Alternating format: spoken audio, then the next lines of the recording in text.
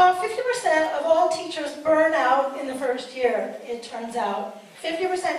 And when you ask them why, it's not because the kids are bad, and it's not because of the low pay, it's because you're on your own, you're all alone, and you don't know what to do. There is no support, you don't know what to do. My first year teaching, I accidentally set a little boy on fire. And I didn't actually set him on fire, he caught fire. Or accurate, what it was, let me back up. This was 1981. I taught 7th grade science to like firecracking, throwing little doofy kids. And, you know, I had the right philosophy. I knew that kids could achieve. And I had the right theories that you had to keep them engaged. You had to do hands-on science. So I ran through like every hands-on science experiment that I knew, which was great until the 3rd week when I was out of ideas and they were still there. So I told them that they were the gifted class and that they had to design their own activities. And I gave them my copy of Mr. Wizard's Science Secrets.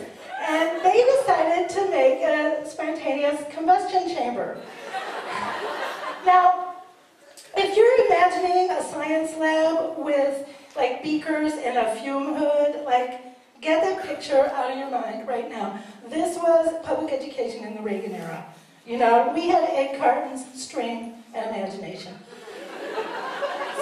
So the kids made the chamber out of a coffee can and some all-purpose flour and a candle. Now, again, remember this was the 80s.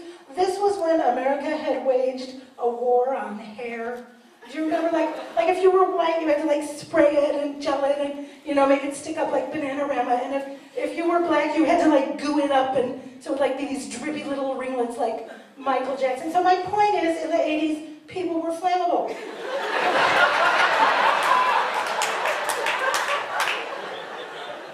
So little Robert Rydell, you know, comes up, he's got this chair, he blows through the tube, and what was supposed to happen was the lid was supposed to pop off and, you know, a lot of noise, yay, fun, science. But what did happen was like a lick of flame, like, shot out and it touched it, and he, like, went up, you know, like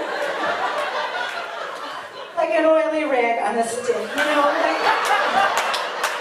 like he looked like the townspeople in the monster movies with the torches and like, they didn't cover this in N315, you know. So I'm like running it out, like banging it out and bang. And the good thing was it was actually a very low temperature fire. Like Robert didn't even know he was on fire. He was just like, because, you know, I looked up later, like the flash point of like Jerry curl goo is like 58 degrees. I mean, like it's a wonder people weren't just like bursting into flames on like crisp autumn mornings.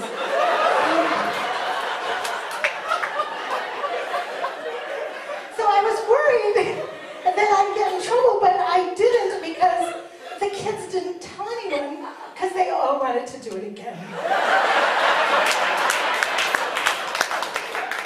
So let me get you prepared because the second fire of my first year of teaching was a little more serious.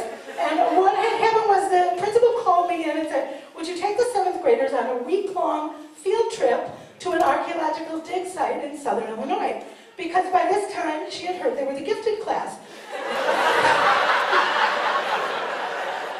So I'm like, yeah, of course I will. That's a week. I don't have to figure out what to do with them. So off we go. Oh, I gotta go fast now. Off we go to southern Illinois. Little tiny town, and I've got these African-American kids, there's a nice Jewish teacher, and, you know, we're all listening to Rock Lobster and having a good time, until we got up in the morning and found someone had burned a cross on our lawn. Got quiet, did it? It's like all fun and games until somebody burns a cross. So the mayor of the town comes by and he goes, you know, are you sure we're going to do an investigation? I'm like, really? An investigation? There's 328 people in this town. I don't think you need to call in Mr. Tibbs.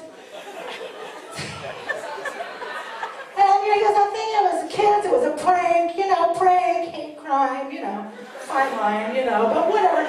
So the kids are freaking out, and I'm trying to keep it together, and I'm like, we're going to have a good time. Every time they hear a noise, this is going on. We're there for a week. They're like freaking out, they're screaming, they're huddling with me, and I'm like, look, we're not going to do this. We're going to learn some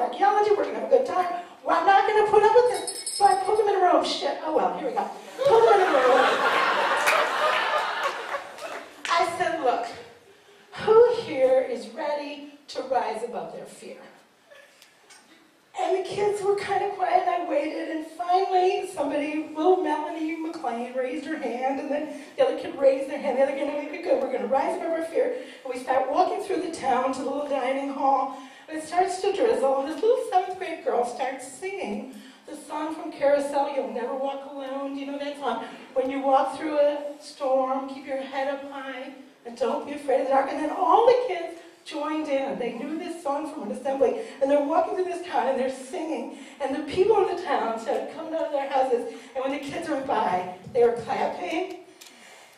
And I was so proud, and I realized then that they were the gifted class. And I realized that I wasn't in it alone, and that I wasn't going to burn out. Thank you.